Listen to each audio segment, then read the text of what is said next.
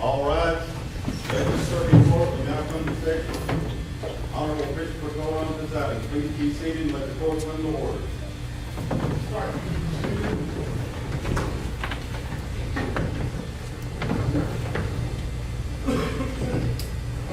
We are on the record. This is 24 CR 204, Commonwealth of Kentucky versus Shawn and Stines. My name is Christopher. I'm the special judge appointed in this matter. Commonwealth can identify themselves and everybody counts the table. Jackie still have Commonwealth paper. Lindsay Allen on behalf of the Commonwealth. Governor Kerry Bartley on behalf of Shawn Stines. Your Honor, Jeremy Bartley on behalf of the District of Stines. All right, thank you. I see Mr. Stines is present. The court set this matter today for a status hearing to address a few matters. I think we'll be in such a position now where we will be able to set some upcoming court dates to get this matter proceeding forward. We have been waiting on a KCPC evaluation to be done on the defendant. That has been completed. It is currently under seal. As procedure that is done standard in any type of case such as this. That matter right now is under seal. There's been a motion for the KCPC evaluation to be unsealed. Mr. Bartley, that's the main purpose for that is you wish to, if the court does set an evidentiary hearing and the other two motions, you wish to have that as potentially used in that. That's correct, Your Honor. Our intention is to have it for the purpose of those evidentiary hearings. I believe that it contains, without speaking about what it contains specifically, Judge, I believe that it does contain valuable information that the court would be able to use, particularly in the bond hearing in terms of coming to, making the court's findings that are necessary to determine whether Mr. Stines is a good candidate for a bond in this case. And so I think as it pertains to the motion to dismiss, Judge, there's also some information in there that will go directly to some of the testimony that was given at grand jury. All right. And Mr. Steele, how long, you don't have a problem with your response to that in regards to that yet? How long do you all have? Judge, you give us 10 days. I think we got it last week, so if you give us 10 days to respond to that motion. That's it. Thank you. All right. What I would like to do, though, is at least see how far we can get without addressing the pending KCPC evaluation issue. And in fact, so the court has read that, so keeping that in mind. But we can address first the motion to dismiss the indictment. Who's starting? Your Honor, I will. Okay. Jeremy Bartley on behalf of the Your Honor. Your Honor, we filed a motion to dismiss on two grounds. Number one, under RCR 5.16, failure to provide or to have a transcript of the grand jury proceedings. The court knows RCR 5.16 requires that any testimony taken in front of the grand jury must in fact be recorded. Now, we kind of came upon that surreptitiously. We were listening to listening to the grand jury tape, and there was a reference. Your Honor, I don't know if the court has made that grand jury. Can I speak to the content of the grand jury aside from what I think? Yeah, and for personal record, the court has been providing a transcript, a CD recording of that we use for the Thank you, Your Honor. So there's a reference to one of the grand jurors that said, in our last meeting, or in our previous meeting, and I'm paraphrasing. No. And so, at that point, we weren't aware of the previous grand jury hearing. And so I inquired on that. They did respond to them. The response was basically, well, we met with them. The purpose was just to get a subpoena for medical records. And the judge, I anticipate that was a response. But I guess, number one, what's odd about that to me is that I've done thousands of grand jury hearings, and if you want evidence brought to a grand jury, you usually subpoena it back to the hearing. I mean, there's no reason you're not having permission from the grand jury to subpoena. You send a subpoena, and you subpoena the custodian to the hearing. And then the second piece of that concerns me is that even if we presume that is what was going on, and I don't know, there's no recording, but if we presume that's what's going on, unless there was some sort of, telepathic thing going on, there had to be statements made to the grand jury that said, hey, this is this case, this is what we know, and I think the Commonwealth's making the distinction that, well, if you don't come in and raise your right hand and swear, it's not testimony. Well, actually, the distinction is sworn testimony and unsworn testimony. And I'd submit to you that the only way that if you're asking for a subpoena and you're basing that on some sort of probable cause or evidentiary standard that you want the grand jury to consider, which is the only thing that makes sense. You have to tell them something.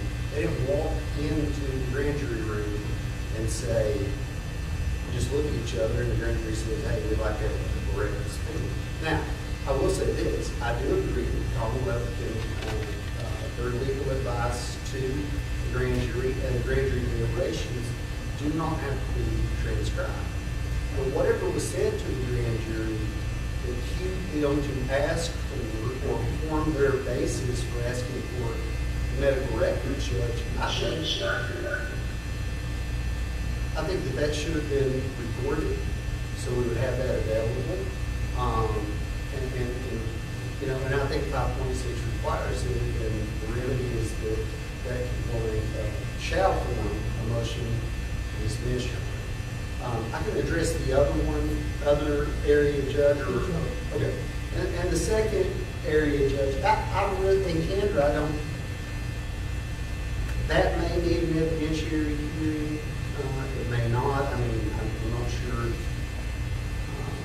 Well, I'll leave that to the Commonwealth as to their response to that. But in terms of the other portion, You're talking about the statements made during the presentation. yes, sir. As to the second portion of my motion, it's based upon Commonwealth v. Baker, and Mr. Cox actually handled Mr. Baker in that case. We all know it in the prosecutor's community is the aluminum bat case. Detective goes in and testifies and says, basically there was an aluminum bat used, this woman used an aluminum bat. In reality, there was a wooden stick or something like that. And in that case, following conviction and appeal based upon that testimony being misleading, the Supreme Court sent back and said, look, if you give evidence to a grand jury, you can't mislead. The bigger debate really seems to be after that, is it this arises to prosecutorial misconduct, which should stand the prejudice, or is it not? And to me, that falls into the without you representing the grand jury. And so when I look at the grand jury transcript, Judge, again, without getting into the KCPC report, one of the big things that bothered me was the grand jurors. First of all, they spent nearly half the time asking questions, and a large portion of those questions concerned the mental health of Mr. Stines. And the last question before the grand jury retires from deliberation was, so he was in the same mind as far as the investigation is going, and the answer is yes. That's Detective Stanford testifying. Now, first of all, probably not an appropriate thing for Mr. Stanford, Detective Stanford, to give an opinion on, but the rules of evidence, I get it. I mean, if there's an evidentiary issue, that's not what we're talking about. But here's the thing. If you're going to let a detective testify about sanity and render an opinion, that grand jury takes that to heart. He's seen all these facts. And I submit to you, without getting can't reference the report, but I'll say this. You're hard pressed to find much in the way of the investigation that would support the adverse. And so, this is what I believe. I believe that had they not been told by a prosecutorial stamped witness, someone from the government, that he was sane, they wouldn't have died this case. Or at least they might not have indicted on murder. And so, what I think, Judge, is that even if the court didn't find that this arises to a level where this case should be dismissed with prejudice, which is what we would ask, at the very least, I think this thing should be remanded back and sent back to the grand jury and let them hear the correct evidence. Would that statement be corrected, or at least take it out? I mean, I don't think they have to put on evidence that's exculpatory for us, and I don't think that it's a, they can let somebody opine to what an expert would say, even if it's a layperson. But if you do that, it can't be wrong. That's a pretty risky thing. And here, the investigation, it definitely didn't show anything the same. And there's other additional issues, Judge, and that's one of the things we want to have the evidentiary hearing for, is to ask about all these statements and what the detective had in terms of the investigation. We want to put that on the report to show why we believe that was missing, in addition to anything else. And I would, if you agree, you require bad faith. Yeah, I mean, Judge, I think, well, I think that in the Baker case, they said it was reckless. I mean, it was basically, and I think it's, and I do think it's at least reckless. But I think we need to hear more about what Detective Stanford knew. What he knows now doesn't matter. I get that, it's irrelevant, right? But what he knew the day he testified is very relevant. And I can think of one witness, an attorney, who specifically said, I think he's had a psychotic break. And so to say that your investigation so far is showing us in the same mind, yes, I think there's at least enough there, Judge, for letting me put the witness up there and ask him. And then, Your Honor, there are additional items that I think are also of concern. There's a question. I cited those, Judge, and those are additional items. If the court doesn't want me to go about each instance, I'll just say that is the sort of thing that I think we need to know from Detective Stanford. If you knew these things, why did you answer this misleading way? And I think it's reckless at best. And I don't know. We need a hearing to find out. That's what I'm asking. Unless the court wants to certainly take an submission and dismiss without an evidentiary hearing, we would request that as well, Judge. But if not, we would ask you to put on. Thanks. Thank you, Your Honor. Your Honor, the Commonwealth is of the position that we certainly acted in compliance with the rules of criminal procedure here, the rules specifically that were cited by defense counsel. And we would ask that the court to dismiss the motion, to deny the motion to dismiss the indictment as it's wholly without merit. Your Honor, here, counsel is correct in citing Rule 5.06 that we could have unilaterally issued a grand jury subpoena to obtain these mental health records. That is a power that the Commonwealth does have. However, in taking an extra step in the interest of transparency, as the grand jury is an independent investigative body, and to ensure that there was no argument that we were usurping our grand jury subpoena power, we appeared before the grand jury on October 17th of 2024 without a witness, specifically to ask for these mental health records from two different providers for the defendant. We appeared at that time. There was no witness. There was no testimony presented. Counsel, again, is correct that pursuant to Rule 5.16, had testimony been presented at that time, it should have been recorded and would have been required to be recorded. Who appeared from the Commonwealth? Myself and Mr. Steele. Only the special prosecutors were present. No witnesses appeared on behalf of the Commonwealth. And so, Your Honor, the rule is clear. It requires testimony in order for there to be a requirement for recording. And there was no testimony presented at this time. And I think that is apparent. The court now has a copy of the actual recording of the grand jury proceeding for the testimony that it was presented on November 21st, the only time that testimony was presented. And I believe a review of that testimony, some of which is referenced in the Commonwealth's response that has been filed, will show, based upon the questions that were lodged by the grand jurors, the only thing that was requested at that time were this grand jury subpoenas for those medical records. I think that's reflected in the context of the recording of the grand jury presentation. And was also recording representing that was in the request made. I'm sorry, Your Honor. Were you as also the court representing that was in the request made? Yes, Your There was Honor. no verbal commentary or anything? No, Your Honor.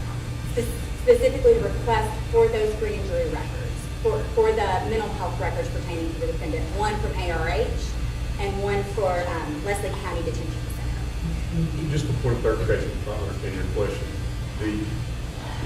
As you can imagine, nobody in the grand jury room needed to be told what case this was, or anything regarding the facts. I don't think that's- So when we went in and we said we're the special prosecutors in this case, we're here just so we can get a grand jury stand for mental health records. They began asking questions, of which we did not have an answer to. We never answered any subsequent questions other than that. That's something we're looking at. That's part of the investigation. Those matters will be presented to you later.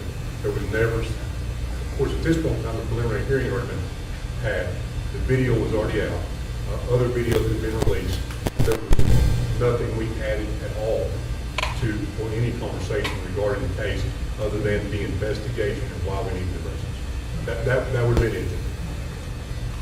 And Your Honor, additionally, we asked the grand jury to memorialize what was being requested and as far as the grand jury subpoenas in writing, which was offered by one of the members of the grand jury and signed off on by the foreperson. The verbiage of that is reflected in the response as well, but specifically which records they were requesting and authorizing via grand jury subpoenas. So those grand jury subpoenas were issued, the records were received, those records were then promptly provided to counsel for the defendant on December 4th of 2024 in the very first discovery packet. So in compliance with our discovery obligations, Your Honor. So the Commonwealth believes it's clear, based upon the rules of criminal procedure, that we acted in compliance with those rules.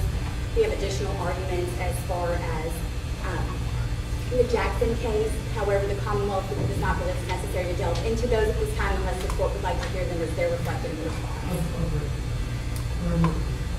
All right, thank you, Your Honor. So clearly, we do not believe any evidentiary hearing is required with respect to the argument that there was no recording made. That is apparent from the recording that the court already has, so no evidentiary hearing is required. As far as the second argument, turning to the actual content of what transpired and what Detective Stamper testified to and the questions that were asked during his testimony to the grand jury in November. Your Honor, I think defense counsel is conflating the role of a grand jury proceeding with the role of a criminal trial. It is very clear under the law that they are distinctly different proceedings. The grand jury is an investigative body.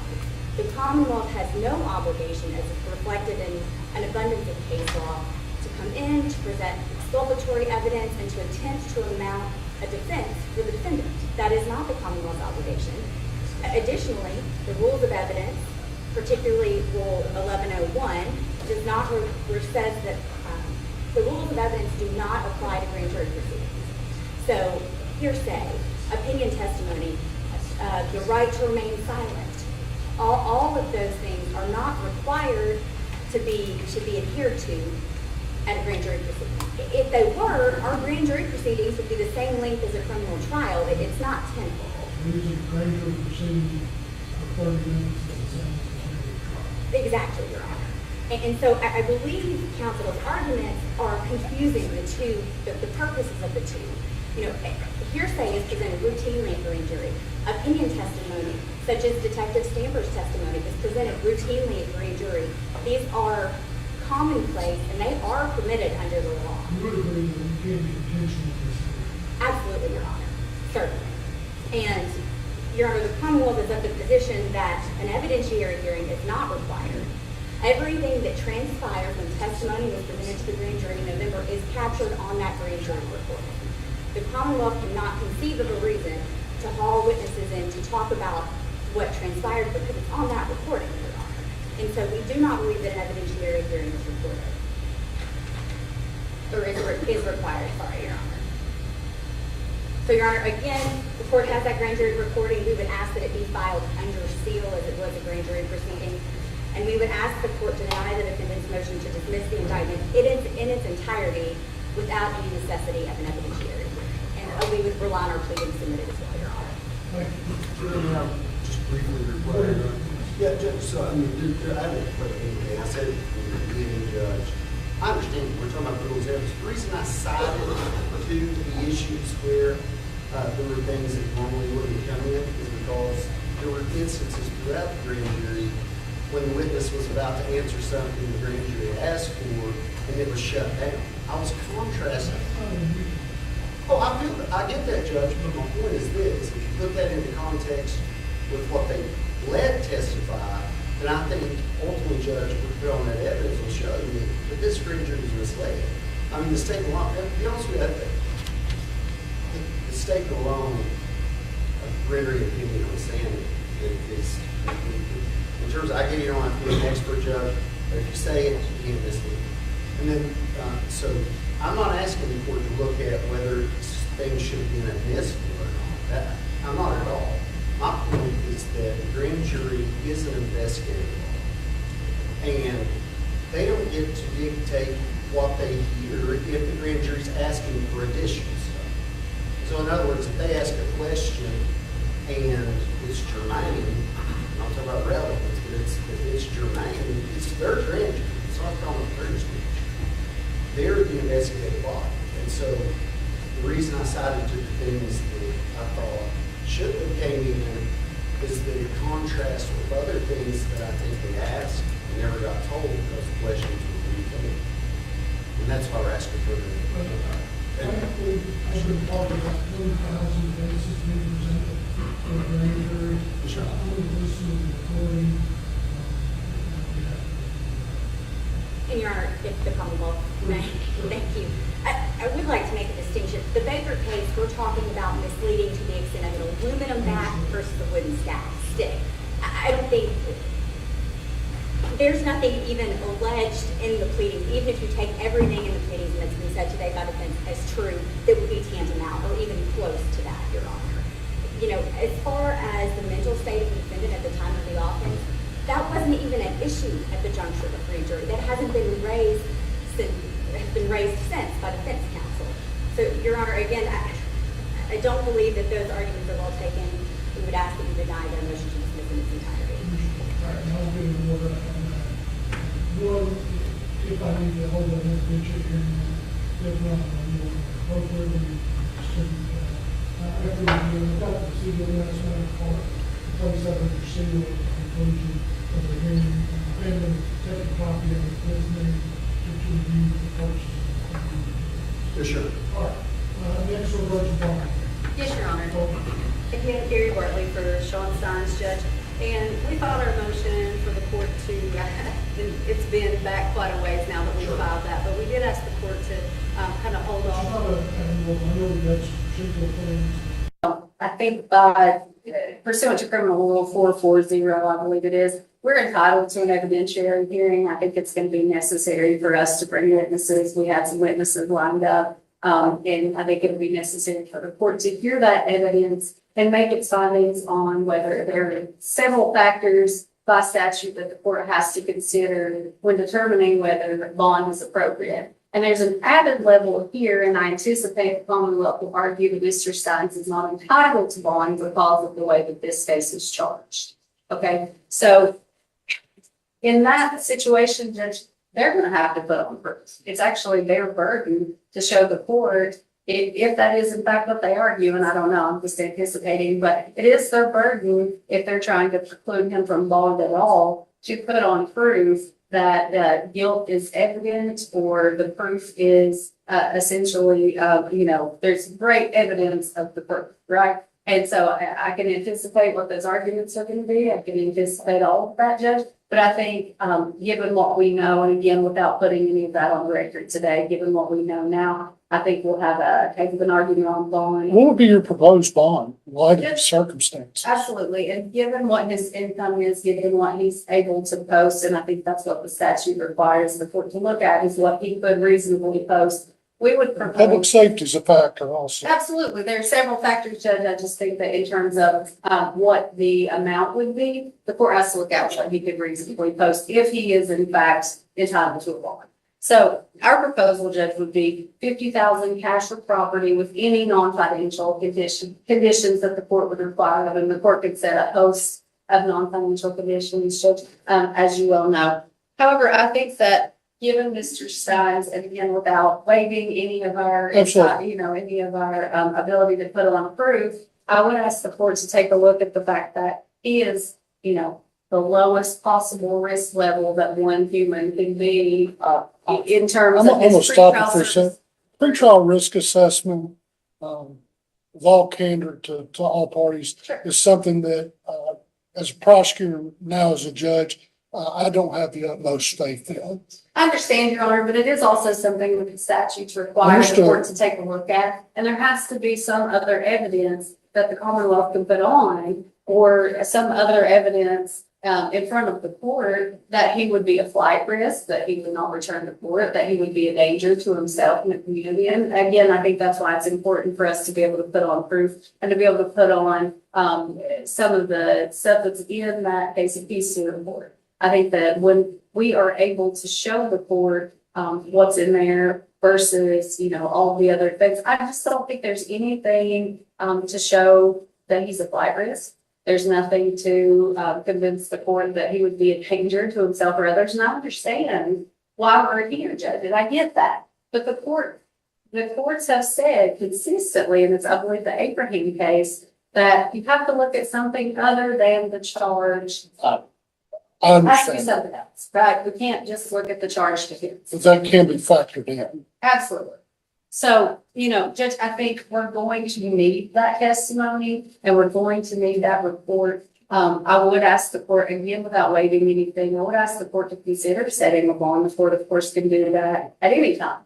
And that would be our requested bond, 50,000 cash or property. If the court wants to hear just a little bit about what we would put on, again, Mr. Stines is a member of this community for his entire life, born and raised here. He has a great deal of family support through all of this, as the court can see. He has a wife and daughter that he can still go home to today.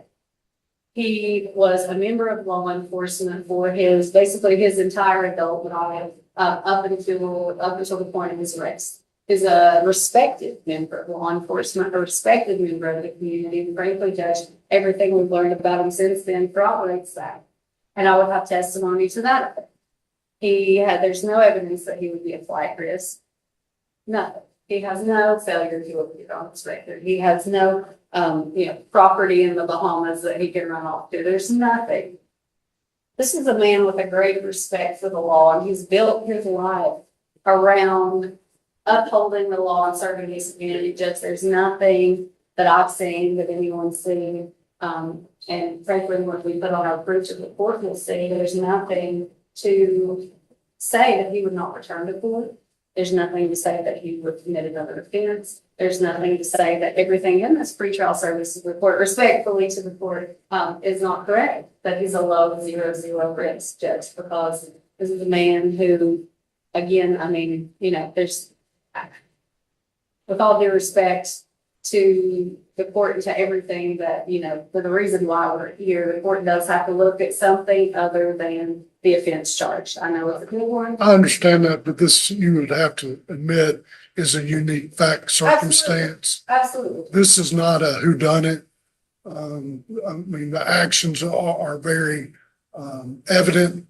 What the end result of that is, that's the purpose of the case as we're proceeding. Yeah. So, all right, I understand your argument. Still, Your Honor, if I may respond, she went into a lot of the statutes. Unfortunately, she forgot the Kentucky Constitution, Section 16 says that all people are entitled to bail unless there's a capital offense. And the word she was looking for is when proof is evident, but presumption is great. There's just recently in 2024, a Kentucky Supreme Court case on this issue. It was out of Breckenridge County, if I'm not mistaken. The site on that is 2024 WL 298-2769. That is a case in which, much like we are sitting here today, the defendant was charged with capital offenses. The Commonwealth had made a statement on the record they were not seeking death in that case. That statement made at that point in time, the judge set a bond over the Commonwealth's objection. The Commonwealth then filed an appeal on that issue. Supreme Court come back and did the exact analysis they're asking you to do. And basically, what he did in the community, what he did is irrelevant. The only thing that's relevant is, in fact, the charges themselves. And the Supreme Court said, if you are charged with a capital offense, you are not entitled to bail. And they overturned a circuit judge and sent it back to no bail. So there's a case already out there the Supreme Court issued last year. I gave the citation for it. And the case number on that is, or the case name on that one, I don't think I gave you that, is Commonwealth versus Rodney Jones. And Judge, there's enough in the record already. You can take judicial notice. That's why the Commonwealth introduced the video here at the preliminary hearing. It's very clear what happens in the preliminary hearing. They were counsel of record at the time, so there's not an issue. They did cross-examination of that. The record is very clear. The video is very clear. And Mr. Stines, in fact, took the life of Mr. Mullins. So that's all that's required. Even under the case law, the Constitution, he is not entitled to bail. Your Honor, if I could briefly respond. I do have a piece of case law I can cite here, Judge. It's Burton v. Commonwealth. It is an older case. It's 212 Southwest 2nd, 2010. Judge, does show that the court can take into consideration the mental state of the defendant when setting bond in a capital case. So if this case was basically where evidence introduced in a hearing on motion for bail showed defendant to not be guilty of murder, but only voluntary manslaughter, in the event that the jury did not find self-defense, the proof of guilt was not evident, nor the presumption, right? So I think the court can take that mens rea into consideration and that mental health evidence into consideration, which is again why we want to do introduce that. All right, thank you. In response, Steve. Judge, I believe the case I cited speaks right to the issue. All right. All right, as with the other issue, like I said, here's what I'm gonna do. Mr. Steele, you said that you all would file a written response on the KCPC evaluation within 10 days. So, On a motion to unseal? yeah. Yes, Your Honor. Why don't we do this? If anybody wishes to submit case law or supplement anything in regards to the pleadings on all three of these matters, if both sides will do it simultaneously within 10 days. Within 10 days, Your Honor? Within 10 days. Yes, Your Honor. Yes, sir. And then that'll give us time. I'm going to try to expedite rulings on this, and then we can start looking realistically more at setting a next hearing. And I think once we get these initial matters addressed, we can then start realistically looking at potential trial date Yes, Your Honor. for all parties. So One thing, Judge, Sure. can we do 10 days from Monday, since today's kind of Yeah, shot next 10 week? days Yeah. from, why don't we do this? 2 weeks from today. Yes, Your Honor. That work? Yes, Your Honor. Yes, sir. Or you want the weekend and add one more Monday? I'd Mostly rather, your motions. under promise and over deliver, Your Honor. All right, why don't we do this?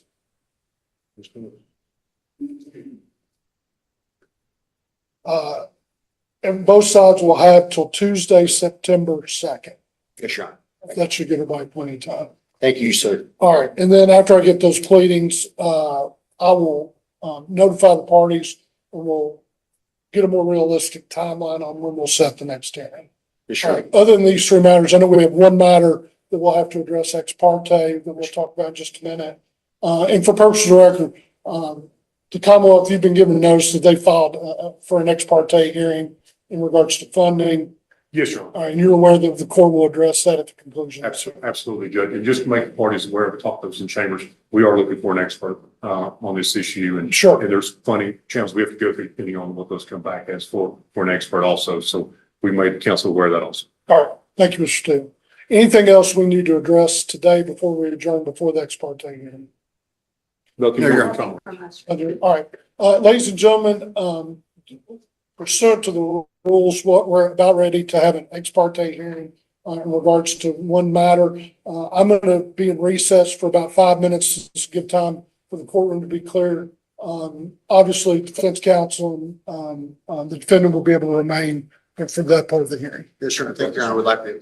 What's that? Yes, Your Honor. We wanted to talk to him for just a minute. Yeah, absolutely. Take care. All rise. Thank you.